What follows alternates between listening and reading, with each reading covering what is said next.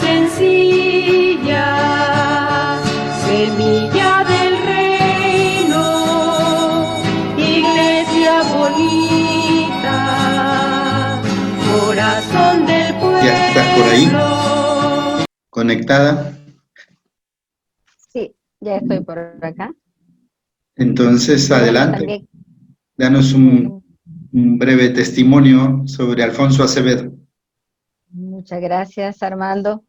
Pero antes quiero agradecer a Piquín, ¿verdad? Por esa memoria histórica que nos ha hecho y, bueno, siempre recordar toda esa historia, toda esa memoria, entre toda la historia que él tiene, ¿verdad? Y recordarle en esos programas en la YSX y en la Radio Vanguardia en algunos momentos también, con el programa en la YSX, con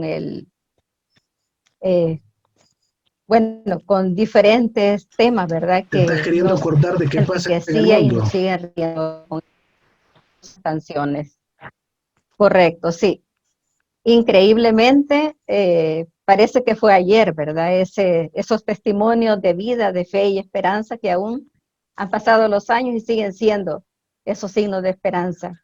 Con la canción siempre nos motiva, nos anima en nuestra historia, en nuestras vidas a todos y todas. Así que muchas gracias, Piquín. Y como ya decía Armando, ¿verdad? Bueno, quiero también agradecer a Armando por este espacio para poder compartir un poquitito sobre Alfonso Acevedo, como cariñosamente le decíamos Poncho, ¿verdad? En las comunidades eclesiales de base. De hecho, pues, yo le conocí en aquellos años muy difíciles del conflicto y nos apoyábamos muchísimo en la parroquia San Francisco de Asís, en Mexicanos, porque era un trabajo, como decíamos, trabajo de hormiga, trabajo en las catacumbas, para poder reflexionar sobre la experiencia de las comunidades eclesiales de base, para poder reflexionar cómo íbamos a continuar ese camino en las comunidades eclesiales de base, ya que era muy difícil, pues, en diferentes lugares podernos reunir, como era, perdón, era San Antonio Abad, San Ramón, Sacamil.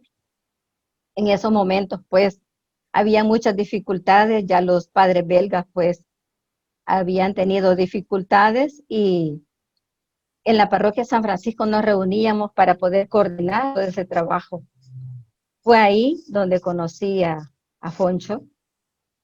Él llegaba muy puntualmente a las reuniones, al equipo pastoral.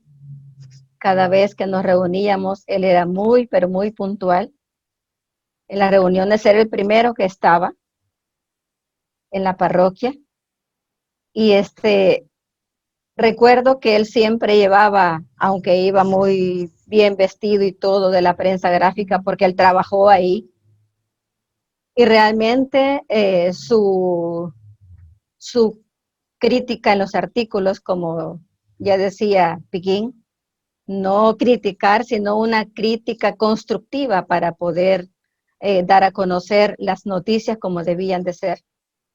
Entonces, él siempre llevaba en su bolsita la Biblia, el cuaderno y, por supuesto, el libro de cantos, que era quien nos motivaba también para poder continuar la esperanza en los diferentes momentos muy difíciles que teníamos que ver cómo nos reuníamos, cómo reflexionábamos, porque cada vez que se veía un grupo en diferentes lugares parroquiales o casas, ya se decía que era subversivo, que era comunista, que era terrorista y que por eso, pues, el ser cristiano, cristiana, el ser joven, el reunirse ya era un delito. Entonces, Sifoncho, pues, era un hombre muy fiel, increíblemente, en ese proyecto de las comunidades eclesiales de base. Era muy, como decir, muy comprometido Cuando yo le vi por primera vez, mi impresión fue, bueno, una persona muy seria. Y cuál fue mi sorpresa en el proceso que le fui conociendo en el caminar en las comunidades eclesiales de base. Vi que era alguien increíblemente humano, superhumano, creo yo, muy amigo, muy hermano.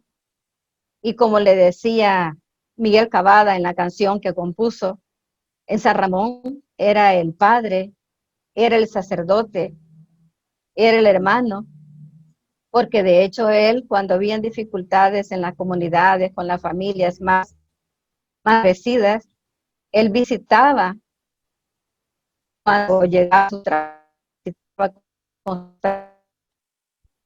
y les apoyaba aún de su propio. Muchas personas que me compartían decían de que él sacaba dinero de su salario para poder ayudar a la gente, para poder ayudarles a madres solteras y a diferentes familias para que pudieran tener algo que comer para sobrevivir. Y luego, pues, ¿verdad? Él nos visitaba, él conoció mucho a la pequeña comunidad, se hizo bien amigo de nosotras. Nos visitaba cada martes y después que llegaba del trabajo, llegaba y no sé cómo hacía, pero él sabía incluso que pan nos gustaba a cada una de nosotras y siempre llevaba un pan de Rosario y decía, bueno, yo sé que le gusta este pan a cada una, entonces la especialidad para cada una, nos conocía muy bien.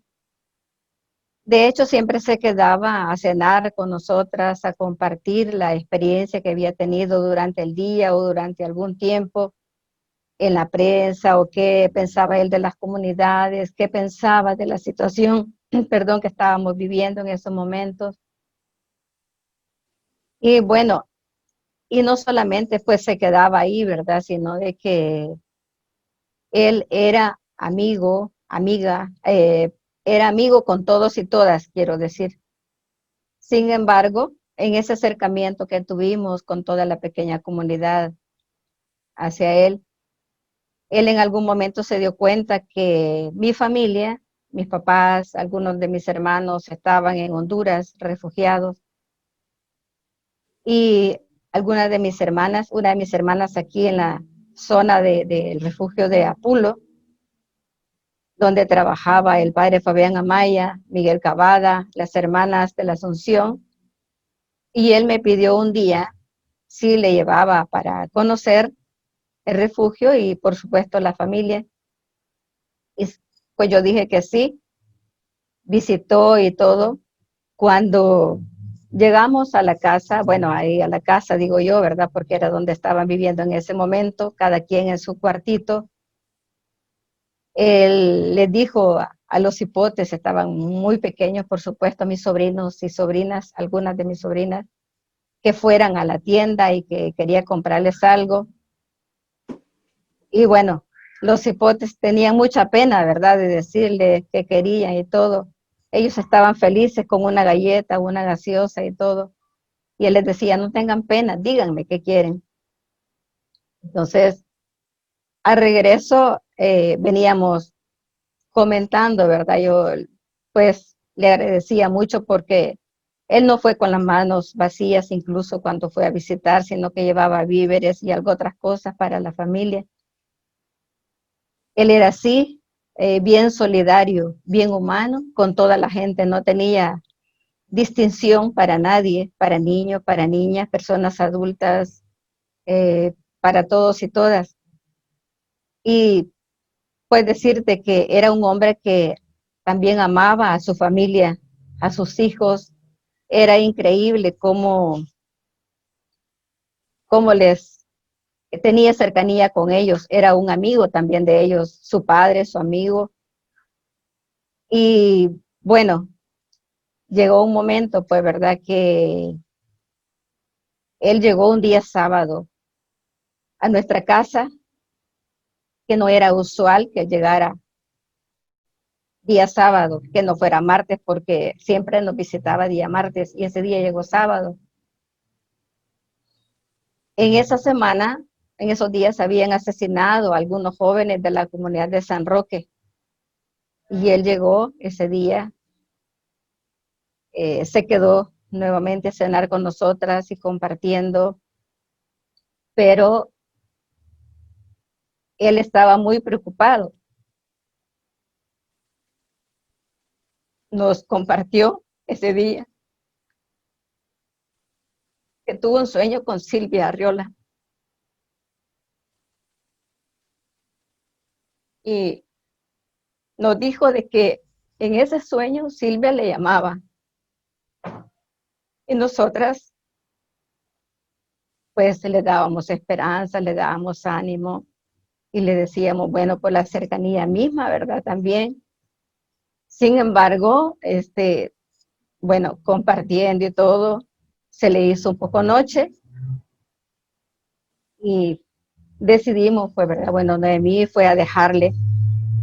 Algunas de nosotras le acompañamos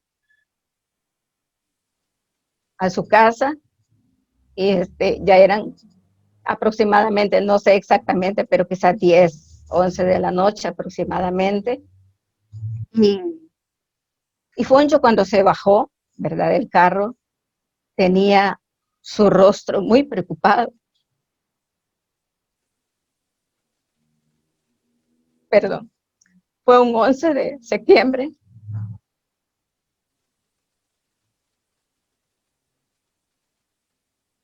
Y bueno, le dimos el abrazo de despedida esa noche.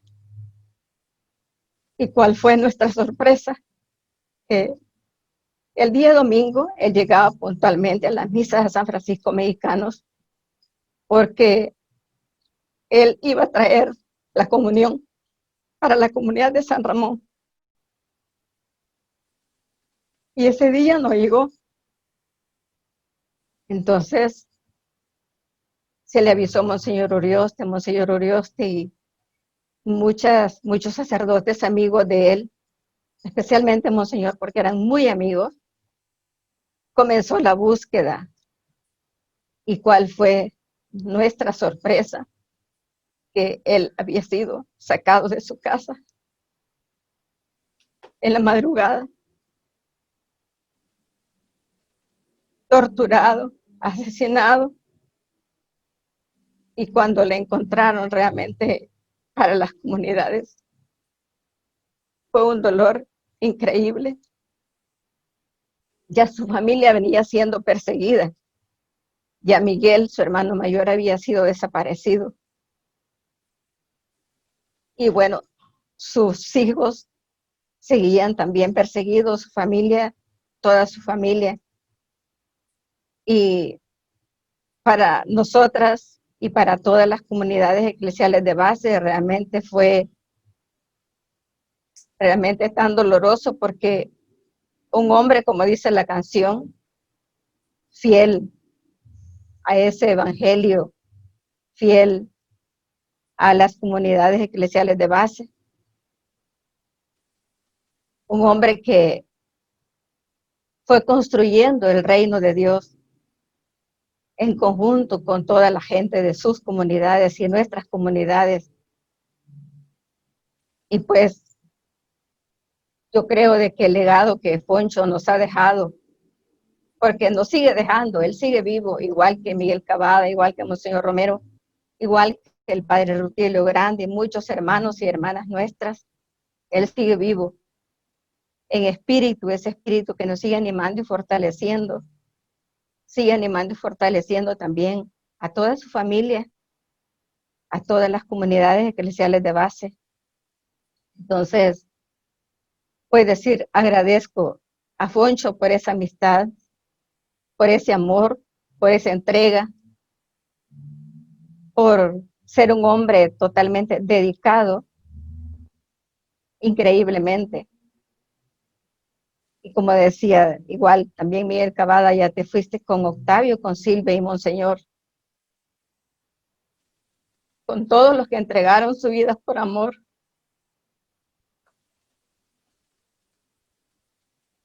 Creo que él, al igual que todos y todas nuestras mártires, nos siguen fortaleciendo en medio de todo lo que estamos viviendo actualmente. Siguen siendo esa luz y esa esperanza. Así que muchas gracias a todos y todas. Gracias, Foncho, por todo también. Gracias, Disculpe, Oti. es difícil. Sí. Gracias, Oti, por ese testimonio, y junto a usted y junto a todos y todas las que estamos acá, pues decimos también, Foncho, presente. Presente. Foncho, presente. Presente. Presente. Y para tenerlo presente, vamos a compartir la canción que hizo Miguel Cavada y que la canta Piquín, para que podamos escuchar y en medio de esas letras saber, comprender, conocer lo que ya Oti nos comparte.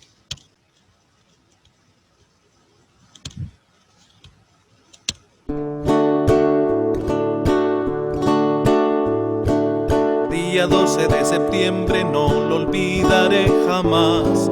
Mataron a nuestro hermano, quien solo sabe matar. Lo mataron porque estaba en contra de la maldad. Lo mataron porque era cristiano, de veras un hombre cabal. Lo mataron porque era cristiano, de veras un hombre cabal. Amigo Alfonso, hermano mayor de todos los pobres, justo defensor, era nuestro padre, aquí en San Ramón. Hoy tu pueblo canta tu resurrección. Nosotros te consagramos sacerdote de verdad, porque fiel tú animabas a nuestra comunidad. Te entregaste noche y día con gran generosidad, y con los pobres vivías una Eucaristía de fraternidad. Y con los pobres vivías una Eucaristía de fraternidad. Amigo Alfonso, hermano mayor de todos los pobres, justo defensor, era nuestro padre aquí en San Ramón. Hoy tu pueblo canta tu resurrección. Ya te fuiste con Octavio, con Silvia y Monseñor, con todos los que entregaron su vida por amor.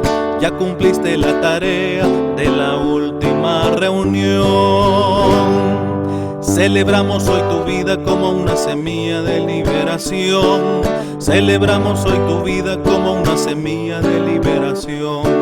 Amigo Alfonso, hermano mayor de todos los pobres, justo defensor, era nuestro padre aquí en San Ramón. Hoy tu pueblo canta tu resurrección.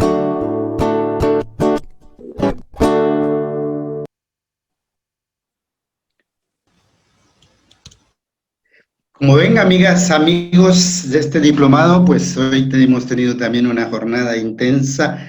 El tiempo siempre nos queda corto, pero hemos querido hoy dar un tiempo también para preguntas, ¿verdad? En otros sábados hemos sido así y el tiempo... teníamos hoy también una intervención de la hermana Noemi y esa la hemos pospuesto para el próximo sábado.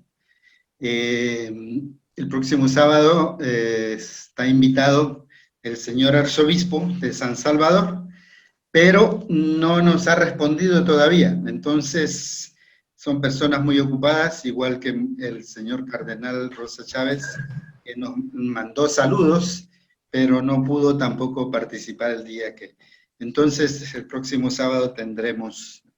Quisiera tomarme todavía unos 15 minutitos para darles como los contenidos del libro que estamos siguiendo, de este libro Iglesia Soñada, que estamos conociendo por los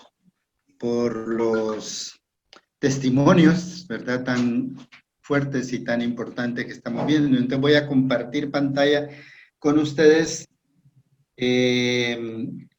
De todos modos, la presentación también se las hago llegar, ¿verdad? Para que la tengan, pero vamos a darle una repasadita. Entonces, para que puedan seguir los contenidos ya durante la semana. Recuerden que aquí lo que tenemos es un caramelo, podríamos decir, para que quedemos motivados, para que durante la semana, el sonido, para que durante la semana, pues sigamos el estudio, ¿verdad? Entonces, Iglesia Soñada, la catequesis de Monseñor Romero sobre la Iglesia. El tema de hoy es Iglesia Perseguida y Admirada. Vamos a hacer un repasito de lo que hemos hecho para que nos quede más fresco. Cuando yo era maestro decíamos que la repetición era la madre del éxito, así que aunque repitamos un poquito, ¿verdad? Seguimos el método ver, juzgar, actuar, celebrar y evaluar. Y estamos en el ver, la iglesia de Monseñor Romero. Después vamos a hacer el juzgar a partir del próximo sábado, a empezar a ver como la eclesiología de Monseñor Romero. Ya no tanto los hechos, cuanto la enseñanza de él. El actuar, cuál es la iglesia que Monseñor quería y qué pistas nos da a nosotros hoy día. El celebrar, como podemos celebrar inspirados en Monseñor Romero. Y vamos evaluando contenidos, metodología, etcétera. Mándenos siempre sus opiniones.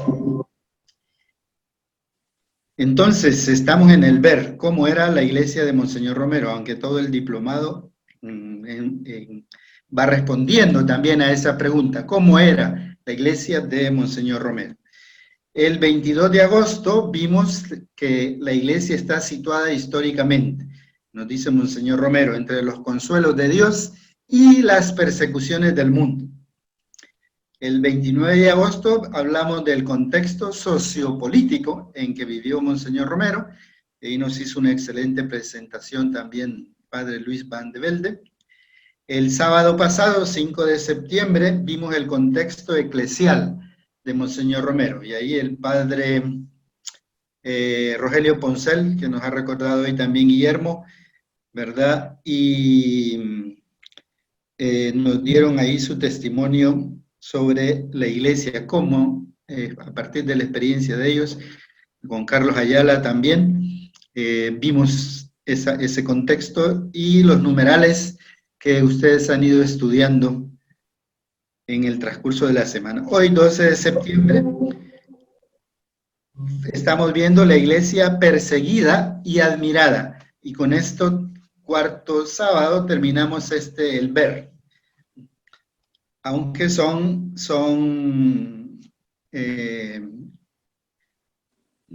elementos que están mezclados unos con otros, ¿verdad? Que interactúan unos con otros, no están separados. Entonces, hoy día, iglesia perseguida. ¿Hubo persecución a la iglesia? Es una pregunta importante porque se decía que no, o aún hoy día, ¿verdad? Algunos dicen que no hubo persecución a la iglesia, o está mal interpretada, con gran dolor. Ayer, antier, oyendo en la YSUCA, y a que estaban comentando la noticia del resultado del juicio, alguien llamó y dijo, a esos curas los mataron porque eran orejas de la guerrilla. Imagínense ustedes, ¿verdad? Que todavía, 40 años después, estamos con esas opiniones. El 21 de enero de 1979, la prensa gráfica sacaba este titular: no se persigue a la iglesia. 2 puntos. Romero. Y hacen un juego ahí de palabras, ¿verdad? Porque entonces pues, no se persigue a la iglesia, y la iglesia es Romero el que está identificada con ella, Monseñor Romero. Entonces, como que Monseñor Romero estuviera diciendo eso, pero no se refiere a Romero, Monseñor nuestro santo. Se refiere a este Romero que está aquí en la foto, que era el presidente en aquel momento, Carlos Humberto Romero. El presidente y el arzobispo tenían el mismo apellido, aunque no eran familiares. Y el presidente había dicho la noche anterior, o 2 días antes, que en El Salvador no había persecución a la iglesia.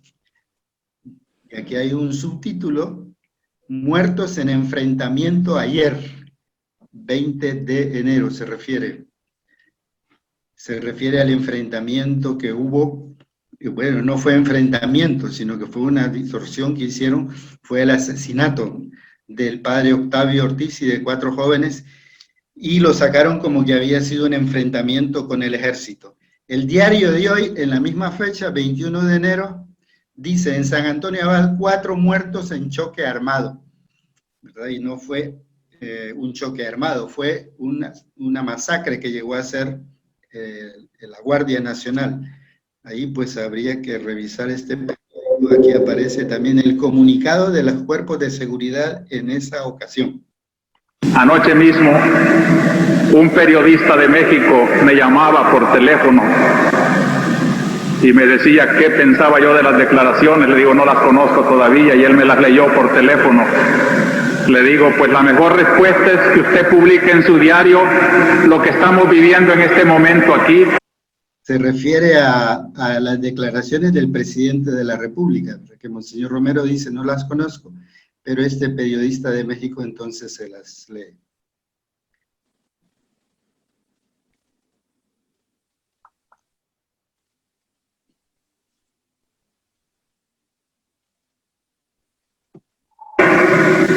Un sacerdote asesinado por la Guardia Nacional y 4 jovencitos más murieron con él, y se interesó mucho por la noticia.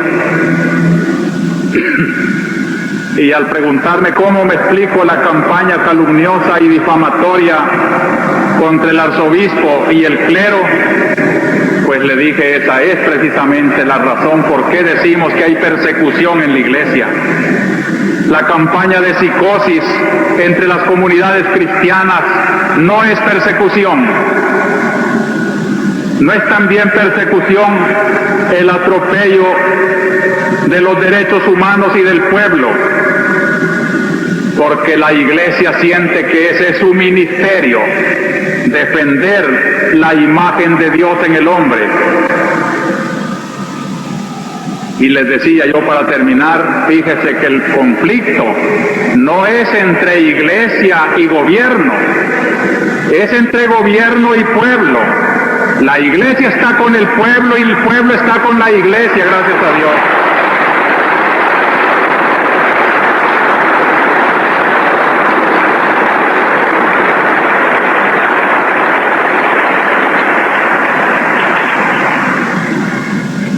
Pues tenemos esas contundentes declaraciones de Monseñor Romero, ¿verdad?, frente a esa opinión. En la pregunta, esa es la pregunta 51 que ustedes tienen en su libro. La pregunta 52 van a ver de dónde procedía la persecución. En la 53, Monseñor Romero entiende que también la persecución produce frutos. Siempre en la iglesia, desde los primeros siglos, la persecución se ha considerado así, no algo estéril, sino de muchos frutos. ¿Cómo reaccionaba y denunciaba la persecución Monseñor Romero? Ahí lo pueden ver. ¿Cómo se manifestaba la persecución, por ejemplo, contra los sacerdotes?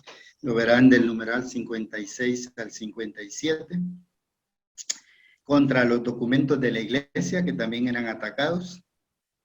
Contra la moral y los medios de comunicación de la iglesia, y la fidelidad de Dios, y él habla de el consuelo de María en medio de la persecución, ¿verdad? Ahí es contra los sacerdotes. Ahí tenemos esta foto de los 6 sacerdotes que fueron asesinados en tiempos de Monseñor Romero, ¿verdad? Desde el padre Rutilio en el 77, los demás. Esa era la persecución que Monseñor Romero. Pero Monseñor Romero también, dentro de esa persecución, sin duda, fue fiel a la iglesia y al pueblo. Rápidamente, la fidelidad de Monseñor Romero a la iglesia, que la iglesia considera pues la palabra, celebradores de la palabra, sacerdotes, religiosas, seglares, colegios, parroquias, movimientos. Vimos un día cómo agradece. Dice, si un día yo mismo les traiciono, no me hagan caso a mí, sigan a esa iglesia que ahora hemos vislumbrado con tanta claridad, pero espero, con la ayuda de ustedes, que no traicionaré nunca a esta iglesia. Y vean, el título de esa homilía era La Iglesia de la Alianza y de la Pobreza. Por eso dice él, esta iglesia que ahora hemos vislumbrado con tanta claridad. Como les decía la vez pasada, ahí en el libro van a encontrar un anexo con todas las homilías, mejor dicho, con todos los títulos de homilías que Monseñor Romero dedica a la iglesia. Y 5 cartas pastorales que escribió, también dedicadas a la iglesia. Fiel al pueblo también, dice Monseñor Romero, quiero asegurarles a ustedes y les pido oraciones para ser fiel a esta promesa, que no abandonaré a mi pueblo, sino que correré con él todos los riesgos que mi ministerio exige. Esa es una muestra de esa exigencia que tenía. Me llama la atención también las veces que él habla de la fidelidad al Papa, y es que él, por un lado, pues tuvo una formación desde niño, podríamos decir incluso papista, ¿verdad? Y una gran veneración hacia el Papa, eso él lo conserva toda su vida, y además para evitar acusaciones que le hacían, que era infiel a la iglesia, que era traidora a la Biblia, que traidora al Papa, y entonces dice en una ocasión, y la vez pasada también recordábamos otra cita, dice, yo soy el más necesitado del Papa, yo no puedo prescindir del Papa y le doy gracias a Dios que toda mi vida sacerdotal la he querido caracterizar por una solidaridad y fidelidad al Santo Padre, al representante de Cristo. Mis ojos están puestos fijos en él, jamás pienso traicionar y moriré fiel. Pero la iglesia no solo fue perseguida, fue admirada. Y hoy día, pues, gran admiración en el mundo entero, pero en aquel tiempo también. Y ahí van a ir encontrando en su libro una serie de cardenales, obispos de muchos países que le escriben a Monseñor Romero y que él, como les decía, agradecido en cada homilía los va mencionando y va diciendo, recibí una carta de este cardenal, recibí un telegrama de este otro país, etcétera, ¿verdad? Ahí van varios nombres, desde Guatemala hasta Europa. Hermanos en el episcopado que una vez todos juntos le mandaron una carta, ¿verdad? Pero también no solo de la Iglesia Católica, sino de otras iglesias. Iglesias hermanas, por ejemplo, una misión ecuménica de Norteamérica que vino, y ahí en la foto está el reverendo William Wifler, que fue parte de esa comisión. Quiero que escuchemos, porque me parece un ejemplo valioso, fuera de serie, el que dio el doctor Jorge Lara Brown, de la Iglesia Presbiteriana en Estados Unidos. Nosotros tenemos a Leslie aquí en este taller, que es parte de la Iglesia Presbiteriana, nos dijo ella. Entonces, el doctor Jorge Lara Brown visitó varias veces El Salvador, oigamos uno de sus testimonios. Muy amados hermanos en el Señor,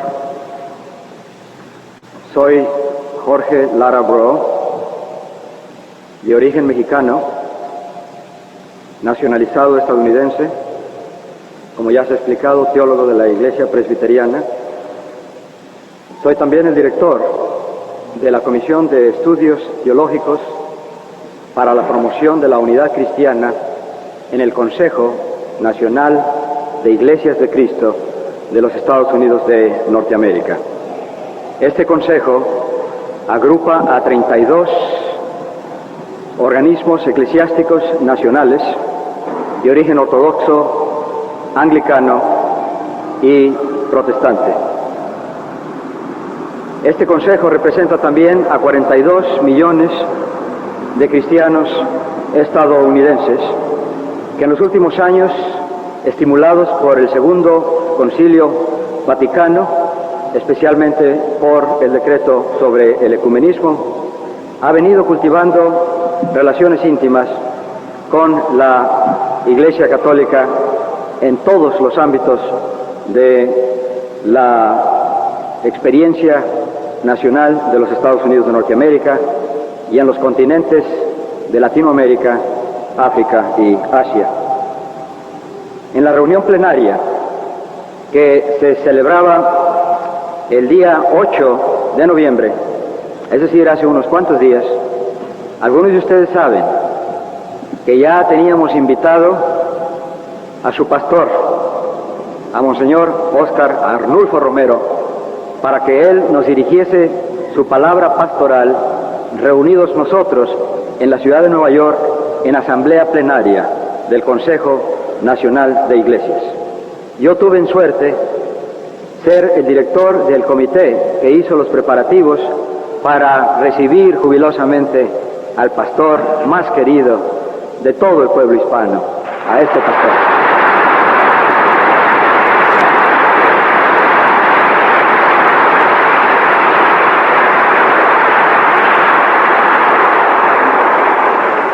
Alrededor de esa visita que esperábamos de Monseñor Romero, este comité que yo presidí también hizo arreglos para otras reuniones importantes. No queríamos ser egoístas, queríamos compartir a su pastor. Es por ello que fue toda una semana dedicada a El Salvador, dedicada a la visita de Monseñor y dedicada a recordar a la iglesia fiel y valerosa que es la Iglesia Católica de este país.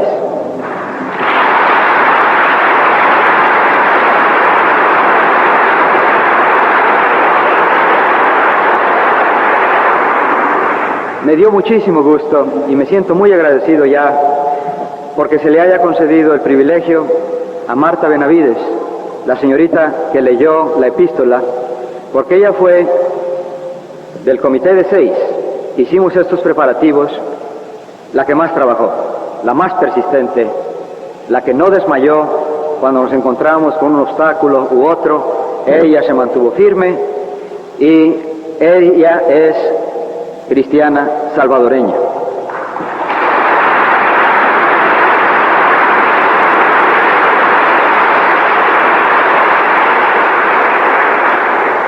Si me permite, Monseñor, yo quisiera abusar un poquito del tiempo y darles una idea a mis hermanos aquí, qué era lo que le habíamos preparado a usted y por qué su ausencia resultó todavía más impresionante que su propia presencia.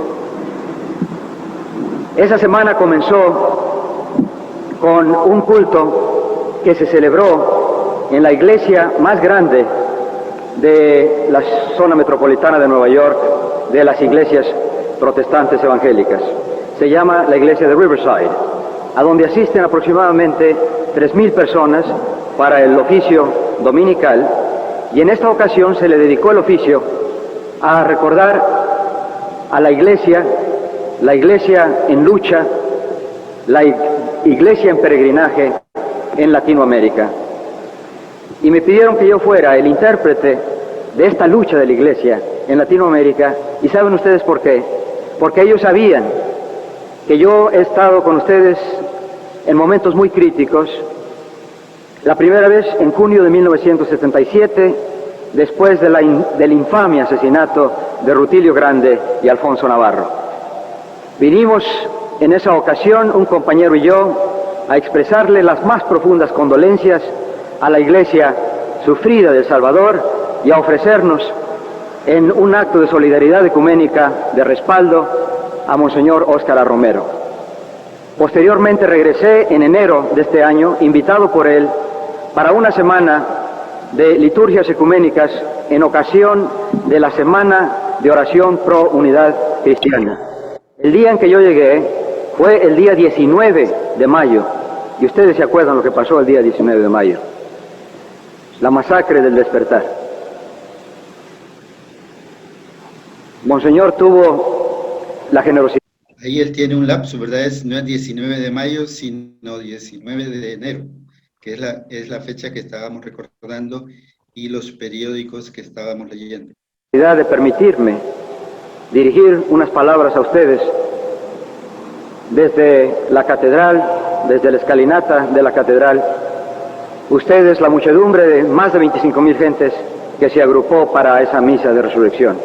Es por ello que la iglesia de Riverside me pidió que yo hablara sobre la lucha por ser fieles al Evangelio en Latinoamérica, y ya se imaginarán ustedes que la ilustración que yo escogí para darle a comprender al pueblo estadounidense el porqué de esta lucha fue la ilustración tomada de la lucha de esta iglesia por ser fiel al Evangelio en medio de la más sistemática y brutal persecución contra ella, pero una iglesia que ha salido adelante.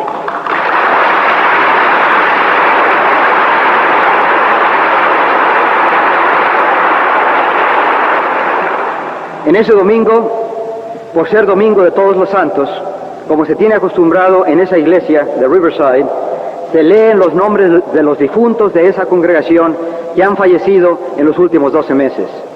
Se fueron leyendo nombres tras nombres de sus propios difuntos. Pero al terminar la lista de esos difuntos, se leyeron estos nombres también por orden alfabético. Padre Ernesto Barrera, Padre Rutilio Grande, Padre Alirio Napoleón Macías, Padre Alfonso Navarro, Padre Octavio Ortiz, Padre Rafael Palacios.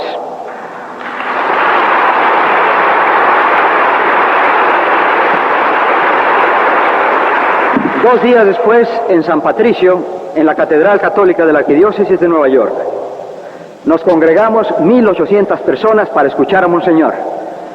Y fue ahí donde ya empezamos a explicar el porqué de la cancelación de última hora del viaje de Monseñor. Y si bien es cierto que se entristeció el pueblo, particularmente los 700 más o menos salvadoreños, en una muchedumbre de 1,800 gentes en esa catedral, al explicarles el porqué de la razón de la ausencia de Monseñor, la gente empezó a aplaudir. ¿Y saben ustedes por qué? Porque la explicación que dimos fue esta: este hombre, por encima de todas las otras cosas que le podamos dar o rendir como tributo, por encima de todas esas cosas es algo primordialmente, es pastor. Y por lo tanto, ante el momento crítico por el que pasa su grey, era necesario que él se quedara con su rebaño y que nosotros sencillamente tuviéramos la satisfacción de poder reunirnos en intercesión con el pueblo salvadoreño en el exilio y con los otros hispanos en esa catedral y poder oír la voz de Monseñor gracias a una grabación que habíamos hecho por larga distancia. Cuando esa grabación se dio, la gente prorrumpió en aplausos, como ustedes ya lo hacen tan simpáticamente, cosa que es muy rara en las iglesias católicas o en las iglesias protestantes de Estados Unidos. Y fue en esa ocasión en donde el Consejo Nacional de Iglesias ya había adoptado en su reunión plenaria este mensaje que me han pedido a nombre de estos 42 millones de cristianos de Estados Unidos, presentarle directamente a Monseñor, y voy a leer la versión castellana que se adoptó en esa ocasión y que la leímos en San Patricio y la leímos también en la reunión plenaria del Consejo Nacional de Iglesias. Su Excelencia, Arzobispo Óscar A. Romero, San Salvador, El Salvador.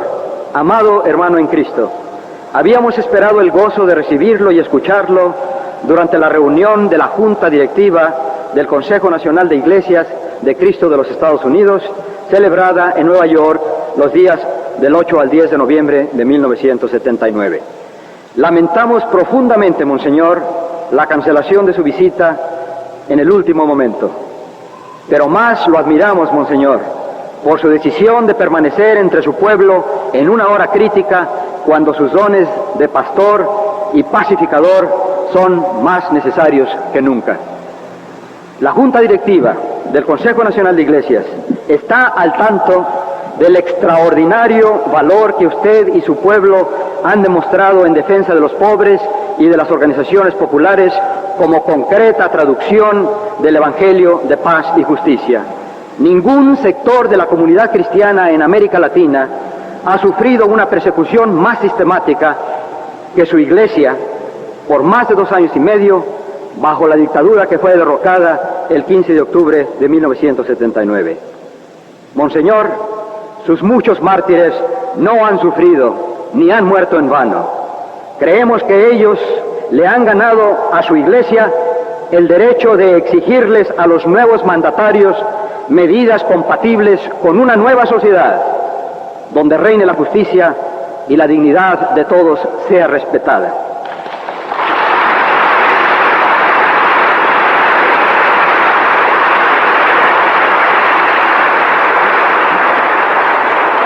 Y sigue el mensaje: Monseñor, estamos también sumamente agradecidos por la inspiración de ese testimonio de su Iglesia para nosotros, que somos sus hermanos y hermanas cristianos en los Estados Unidos.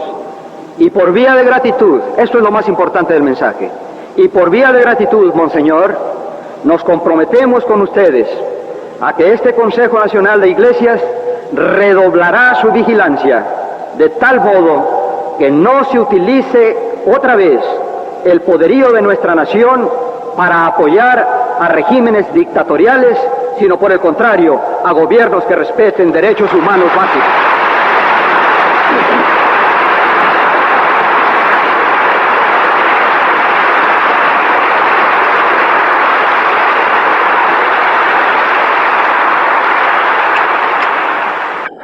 Sabemos que comprometernos con ustedes de esta manera, de redoblar nuestra vigilancia, no es fácil, es un verdadero compromiso, pero el ejemplo personal de usted, Monseñor, y de su Iglesia nos anima.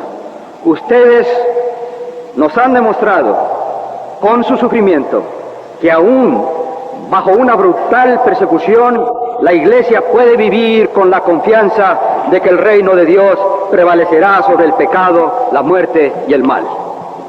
En espíritu de solidaridad cristiana, seguiremos informándonos de los acontecimientos críticos de su país y seguiremos suplicando a Dios, Monseñor, que lo bendiga a usted y a su Iglesia en sus continuos esfuerzos de realizar un día nuevo de paz y justicia para El Salvador.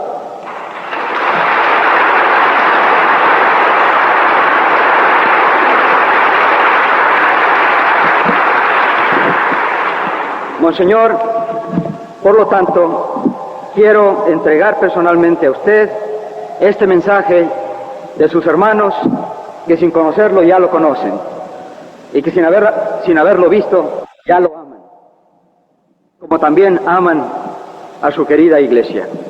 Y para simbolizar lo que usted simboliza también para nosotros, que es un predicador auténtico de las buenas nuevas del Evangelio, me han pedido que le traiga yo este regalo, que probablemente usted lo va a donar al seminario, porque es un excelente libro para los que se preparan de ser sacerdotes.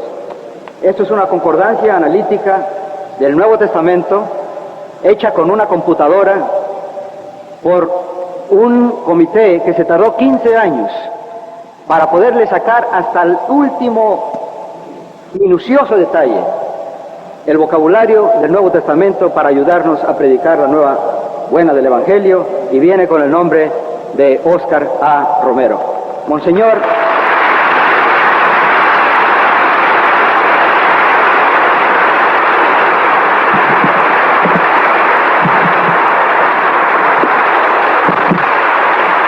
Monseñor, cuánto le agradezco que me haya permitido a mí esta fiesta espiritual. Y he estado yendo de una fiesta espiritual a otra, pero esta es la mayor, y gracias a esa invitación que le hicimos, gracias por no haber ido, gracias por haberse quedado con su pueblo.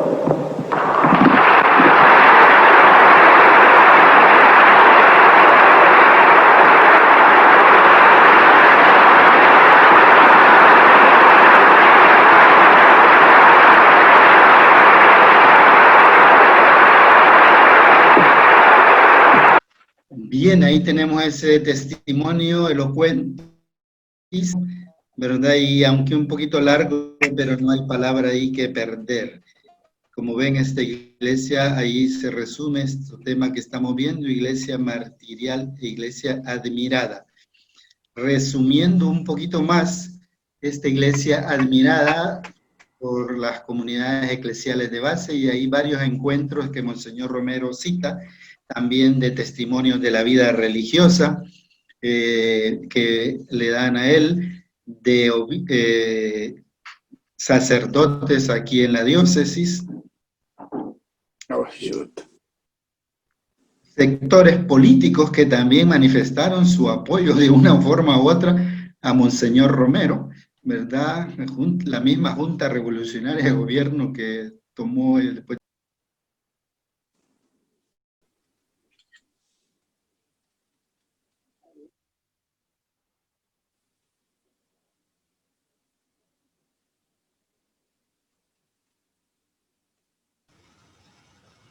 Tiene cerrado el micrófono, don Armando. Ahí está.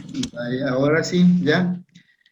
La prensa nacional e internacional que se hizo eco, se hacía eco de Monseñor Romero. En El Salvador, diversos grupos también que manifestaran por diversas situaciones de persecución o de solidaridad con Monseñor Romero. Aquí como que la pantalla, premios recibidos a nivel nacional e internacional, que los van a poder leer también esta semana. Gracias.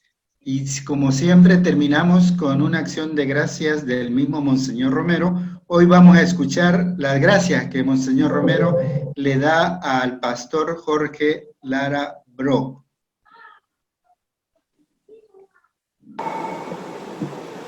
Estimado mensajero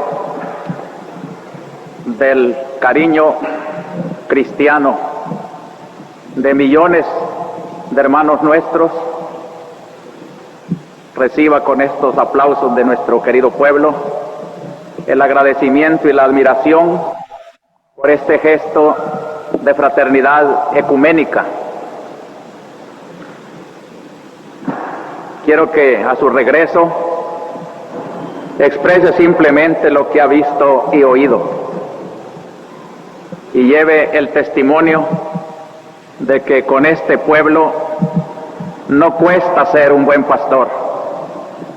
Es un pueblo que empuja a su servicio a quienes hemos sido llamados para defender sus derechos y para ser su voz, y por eso más que un servicio que ha merecido elogios tan generosos, significa para mí un deber que me llena de profunda satisfacción. Y agradecer a usted y a todos los organizadores de esta visita que no pude realizar. Quiero decirles también que nuestra iglesia acepta un compromiso en respuesta a ese de ustedes, de orar por nosotros y de vigilar para que, a medida de la fuerza cristiana, ese gran poder del norte sea un apoyo a nuestros auténticos derechos humanos. Nosotros también, como pueblo y como iglesia, queremos seguir, y con este impulso con más entusiasmo, ese caminar sobre los senderos que Cristo nos trazó de la dignidad y de la libertad y de los derechos de nuestro hombre salvadoreño. Muchas gracias. Llegamos entonces así al final de nuestra sesión de hoy. Esperamos que haya sido importante. Estaremos en comunicación durante la semana. Así es que Dios les bendiga a todos y todas. Feliz tarde de sábado, feliz domingo, muchas bendiciones. Gracias Guillermo, gracias Oti, gracias María Elena, José, todos los que han apoyado este esfuerzo. Bendiciones. Gracias. Gracias igualmente. Gracias. Gracias Muchas igual. gracias. Bendiciones para todos. Gracias igual. Muchas gracias, muy bonita jornada, bendiciones. Gracias. Muchas gracias, bendiciones. Hasta la próxima. Y